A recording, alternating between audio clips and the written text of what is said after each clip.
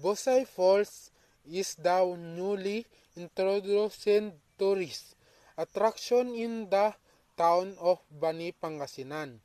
This is one of Bani's most adventurous attraction in half where trek lands you drag the woods.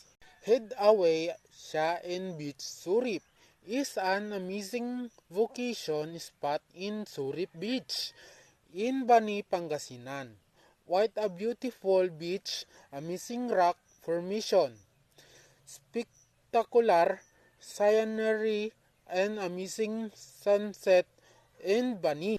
This Bani-inspired resort in Bani, Pangasinan is worth your 4 hours of travel from Manila. Bani Hidden Paradise Beach Resort is now a popular Tugidway in Bani, Pangasinan. Strategical located on Bani